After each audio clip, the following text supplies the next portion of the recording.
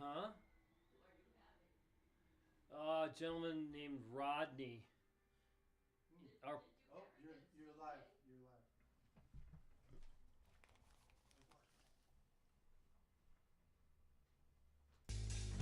Move aside and let the man go through. Let the man go through. Move aside and let the man go through. Let the man go through. Move aside and let the man go through. Let the man go through. Move aside and let the man go through. Let the man go through.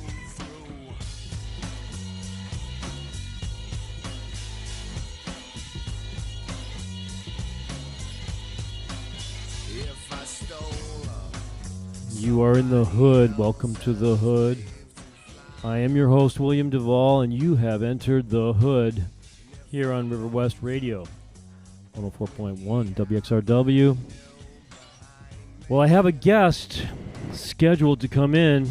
He called me about 20 minutes ago telling me that something was wrong with his truck.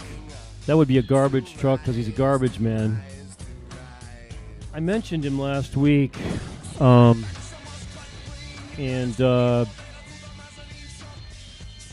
yeah, he could still show up, possibly. I don't know. I'm not going to hold my breath, but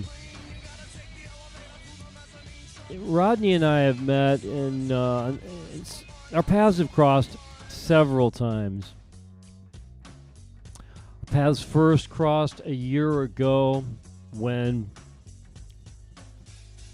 I was doing an ATR, an alternative to revocation. So basically, instead of being in jail, having my court supervision revoked, I was doing an alternative to revocation, ATR.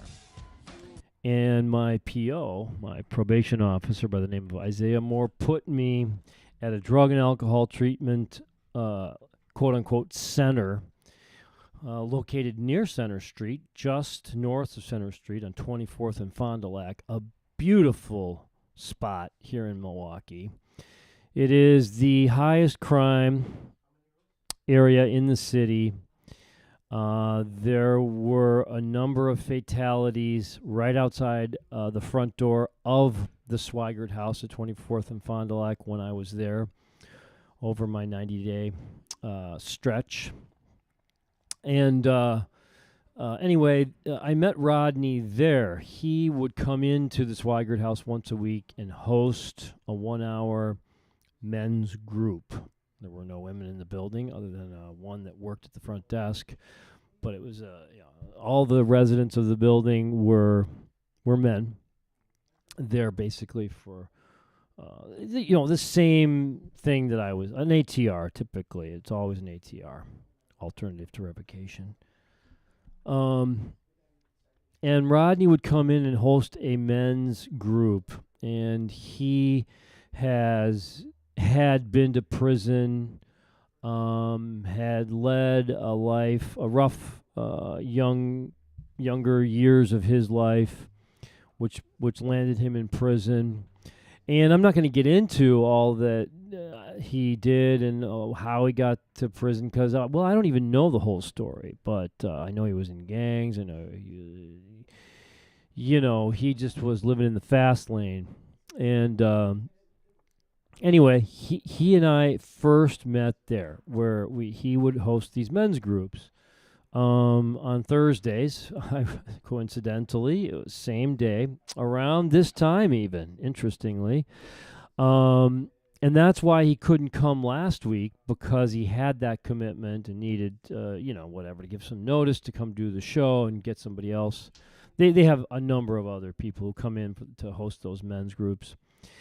And then I met Rodney at Project Return, at the Project Return annual gala.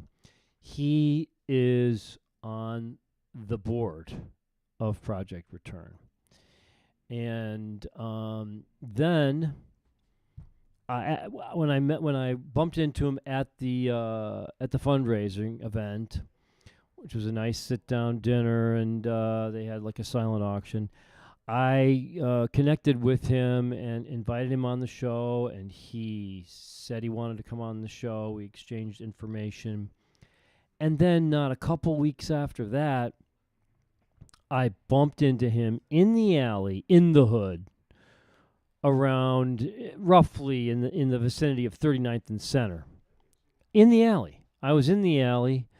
I'm renovating a property there. It's under construction, and I'm in the alley in my tool belt, getting some stuff out of the garage, working, and this garbage truck pulls by, and I see the driver, and I say to myself, I know that face. And as I was doing what I was doing, I said, that was Rodney. So sure enough, he hops out of the truck, and I yelled his name, Rodney. And he looks at me with wide eyes, like popping out of his head. He thought, I don't know if he recognized me right away, but he did after a moment, and he was speechless because we've seen one another. We've bumped into one another now on, this Weigert House there was a number of occasions where he hosted that men's group. So let's call that one time. The second time was at the Project Return Gala. That's a second time. And then a third time in an alley, randomly, in Sherman Park. Not on the sidewalk, not in a bar or a restaurant, but in the alley at that exact moment in time. Our paths crossed again. So he's very much of the opinion that we were meant to connect in some way, and I have to agree. So whether he makes it tonight or another day, he's going to be on these airwaves to tell his story soon. I'm getting the feeling it's not going to be tonight, but that's okay. Stuff happens. He said, whatever. He was at something with his truck, and his supervisor said, well, going to do a radio show does not trump, finishing your shift or whatever it was he had to do. I don't know. Or I think he finished his shift. I think he had to work extra hours is what it was. Anyway, we'll get the full story at some point down the road. Yesterday there was a high-speed chase. It was all over the news this morning. The high-speed chase, started in the hood. I know this because it went right past our front door. I mean, it was, first of all, they were circling the neighborhood for the blocks where we were, the vicinity for, I don't know, a number of minutes. I'm talking a lot of sirens. And I've heard this, I've witnessed this before. And I heard these sirens. I wasn't looking out the window. I wasn't at the front of the building or the rear of the building looking to see what was going on. And you wouldn't really see anything in the rear in the alley unless they could come through the alley, but typically they're flying down the streets. And sure enough, a long, call it procession of vehicles, the guy being chased, and then car after car after car after car, squad cars, unmarked cars, SUVs, flying down the street. 39th Street. 39th, it's a quiet residential street. You don't fly down. You go, there's speed bumps, first of all. And, speed limits, whatever, 30, 35. These cars were flying. They were going, I don't know, over 50, 60 miles an hour, maybe faster, just hitting those speed bumps, blasting through the stop signs. There are no stop signs in these chases. No one pays any attention to stop signs or red lights. And I didn't know where it ended up until I heard on the news this morning. It wound up on I-94 down in Racine County, and they had tried to serve this guy with a warrant, so the story goes, and he wasn't having anything. He wasn't having it. He took off. And so they were, it wasn't just one vehicle going out, and this was a planned warrant service. They wanted to find this guy. They knew where he was. They went to get him. So it wasn't like by surprise. This chase occurred. Not that it was planned, but they were ready to take chase, and they took chase. They pursued him all the way to Racine County, where they put down on the news. They showed it on the news. They put down one of these strips on the road. They must have closed down the highway for a stretch or something, because they put down this strip that pops your tires when you drive over it, and that's how they got the guy. And apparently there were some guns in the vehicle, and I don't think there were any drugs or anything. I mean, they didn't say anything about finding drugs, but they found some guns. That's typical, of course. When you're in the hood, everybody carries a gun in the hood. Now, I'm the one guy who does not carry a gun in the hood. I don't live in the hood, but in some ways I do live in the hood, because I'm there every single day working. I'm there. Let's see. Yesterday I was there at 6:15 a.m.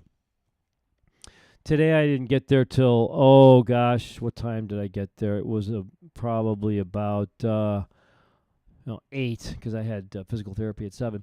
But the point is that I'm there a lot. So for all practical purposes, I do live in the hood, and I don't carry a gun.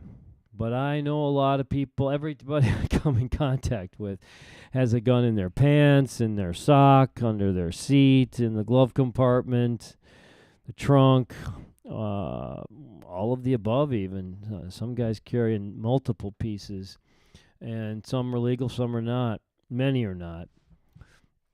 Anyway, so I guess as a backup plan today, well, let's touch briefly on the government shutdown, which has now officially come to an end after, I don't know what it was it 50 days? I don't know, 40 some days. It was quite a while, and I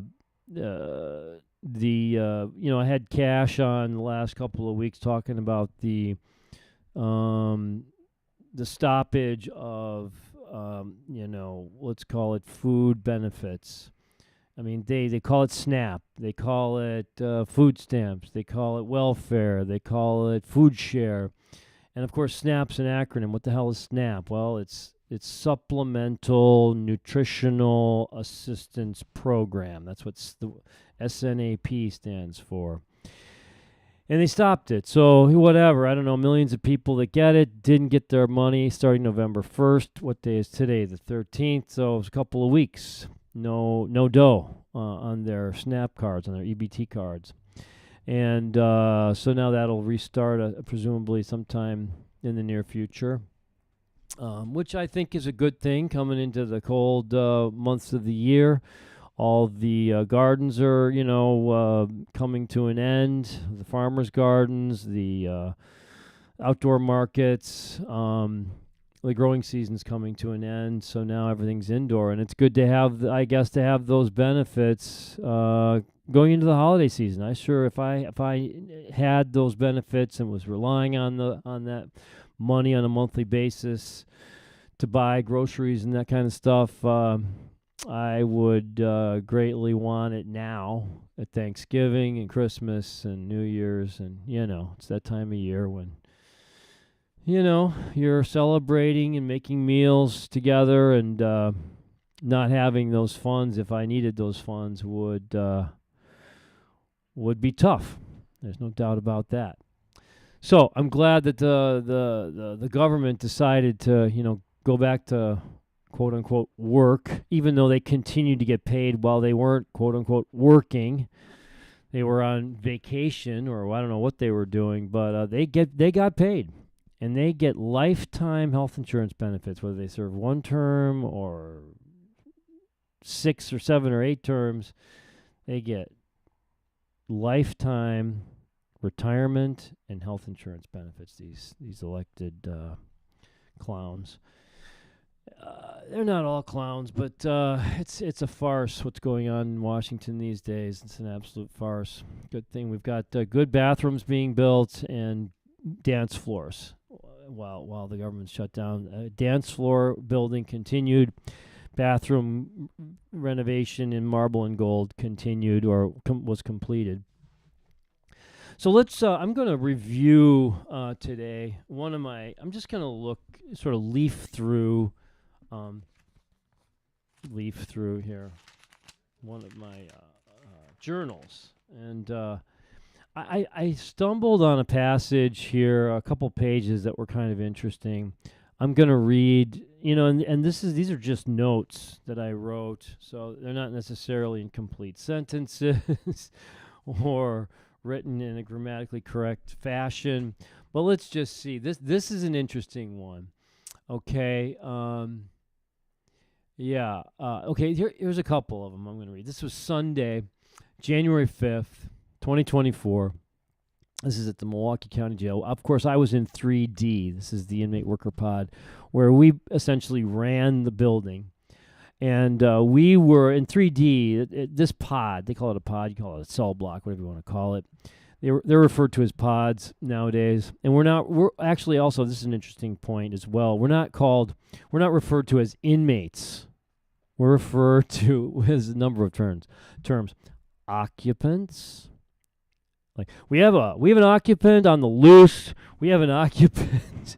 There are two occupants that are getting out of control. We're not inmates. We're occupants.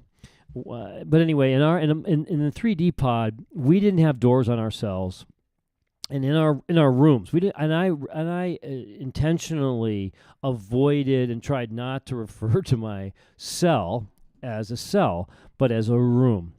Because cells in the building have, number one, a sink and a toilet in it with no toilet seat.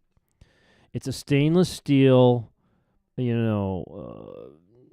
metal thing that's, fastened, bolted, glued, permanently adhered to the wall. Not to the floor. It goes into the wall. And then there's also a sink, a small stainless steel sink, and they have buttons. There's no handles. The water doesn't stay on. You push the button and it comes on maybe right away, or maybe there's a delay, or maybe it doesn't come on at all. We in 3D did not have toilets, a toilet and a sink in our rooms. We just had the concrete built-in slab for a bed, for a mattress. We also had access to as many mattresses, new mattresses, a combination of multiple mattresses, as many blankets as we wanted, because we supplied the entire building with mattresses, blankets, sheets, clothing, food, whatever was distributed to inmates, aka occupants. It came through 3D. It came through us. We organized it, folded it, prepped it, and distributed it throughout the building. And then collected it, in the case of laundry, cleaned it, and then, of course, refolded it and redistributed it. It's an ongoing, nonstop process. So we, in our pod, had access to, we could change our clothes as many times a day as we wanted. We could have multiple pairs of shoes. We could even have shoes with laces. See, in jail, you cannot have laces. Laces can be used as a weapon to strangle someone, to hang yourself, any number of things to endanger one's own life or someone else's life. So anything of that nature was taken away, not allowed, verboten, and considered contraband. But we, in 3D, were allowed to wear any kind of shoes we wanted pretty much because we worked all day. So we're working, we're allowed to wear comfortable shoes, allowed to have a family member drop off whatever shoes, or boots or to work in. And I wanted to just read this passage from Sunday, January 5th. This journal entry was, quote, "Sir, if you don't have a cup or an old soda bottle for water," Walker said, "then use an old milk carton for water." She said this to a new guy who asked for a styrofoam cup for water, and he was denied the styrofoam cup because I can speak from experience there that the styrofoam cups get used up and discarded on a daily basis, continuously. And when the jail guards don't want to be bothered uh, giving you a styrofoam cup or getting more cups, they say something like that, and you're encouraged. So I never had to ask for a styrofoam cup because I kept mine. I always have like 3, 4, 5, 6 cups, old empty soda bottle, which you would use as a plastic soda bottle with a cap for water, that kind of thing. You get prepared, or you can buy stuff through Canteen. You could buy an actual cup. So anyway, this is how a new guy who had just arrived wanted something to drink water out of, and he was told, if you don't have a cup or an old soda bottle for water, use a milk carton. Drink milk out of a milk carton, clean it out, and save the paper milk carton and use it for water. That's a vessel. Okay, so here's the passage I wanted to read here. This is the journal entry. It's about a page and a half. It was on Monday, January 6th. This is day number 56 that I was checked in there. And it begins like this. 2 days in a row. Second shift off. I must refocus. Don't think about groin strain. Yeah, I had strained my groin lifting. We lift stacks of trays down on the line when we were serving the, say the breakfast service. You serve 1,000 meals, and these trays, come down a conveyor line, and we put the food on the trays, stack the trays in stacks of 10, and then they go to the pods, and they go into a cart, and then the cart rolls out into the hallway, and then those carts they're insulated carts that keep in theory, keep the food trays hot, which are insulated, plastic trays that get washed and reused. So I had a groin strain lifting these. I was one of the best guys loading trays, called a loader. A lot of guys didn't want to do it. They were down in the kitchen to reduce their time, their sentence, but they didn't want to really work. I'm a worker. I can't help it. So they were lucky to have me and a couple other guys. We were, and then when I wasn't there, like for example, I took a day off. You're allowed to take a day off after 10 full-time days. You work 14 days, 16 hours a day, 7 days a week, 14 straight. Then you can take a day off. Now you can take days off whenever you want, right? But they're gonna replace you with somebody else if you're not full time. So here's what happens. The morning of Monday, January 6th. I'm in line waiting to go down to the kitchen. It's 3:50 a.m. Why are the only people at the door 4 white guys? I asked rhetorically, standing in the double door vestibule of 3D. Don't say that, the black female, skinny as a jail guard said to me. Why not? I said. You racist, she said. No, I'm just asking a question. You shouldn't say that, she said. Why? You're the only one who has a problem with it. You racist. He racist, she yelled. No, I'm not, I said. You're the racist, I said, by allowing all the black workers to stay in bed day after day and not get them up. You are the racist by allowing them to think that because they are black and you are black, that they have the privilege, right, and authority to do whatever they want in a place that is 95% black. That is racist, I said. The guard looked at me and said, go back in. I'm not working, I said. No, you go back in, she said. I have my first 23. a 23 is a punishment whereby one is, quote unquote, locked in to your cell. Though we don't have doors nor locks on our rooms or cells, but I prefer to call them rooms. I wonder if I will actually have to be in my room for 23 hours. This kind of thing happens all the time for all kinds of quote-unquote bad behavior. Never have I seen anyone in the pod stay locked in for more than a few hours. So that was an interesting exchange. And I went up to my room, aka cell, and if you're in GP, general population, which is the rest of the building, and there are various classes throughout the building, but GP is anything but where we were. When you're in GP, you have a room and you have a door and you have a lock on it. If you get a 23, you're in your room for 23 hours and then they let you out for an hour. Or if you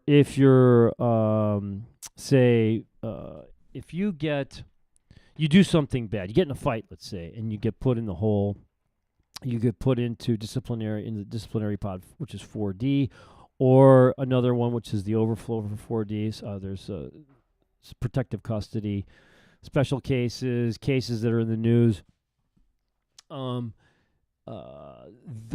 You get put into a red outfit instead of orange, and we didn't wear orange as the workers. We wore like beige. It was a beige uniform with a gray T-shirt and whatever shoes we wanted.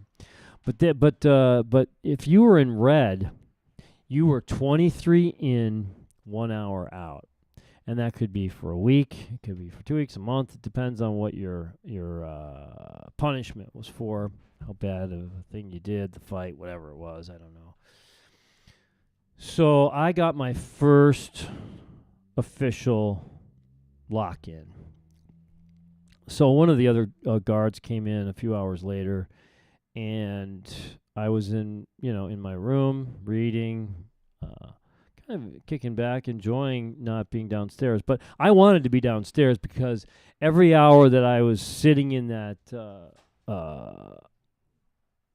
pod, I wasn't able to work my time down and accumulate hours that would reduce my time there. And I did reduce my time there by 2 months. I had a 5-month sentence, and I was out in 3. So by working in the kitchen the way I did, 16 hours a day, 7 days a week, with a few days off here and there, I managed to reduce the time there by 2 months. I went to the CO desk, they call it. It's at first when I came into the place, I didn't know what CO meant. I thought it meant commanding officer. But I talked with one of the guards. She was real cool. She said, she called you what? And this was a black woman. Another woman, a black woman. She's like, Duvall, you're no racist. I said, I know I'm not a racist. If anybody's not a racist, it's me. Trust me. I mean, hey, we all have racist tendencies. I've been brainwashed. I don't know. There's probably certain things I say or do that might be construed as racist, but I am not a racist. Why is my wife calling me now during the show? I can't imagine. Anyway, you've been in the hood. I am your host, William Duvall. Thank you.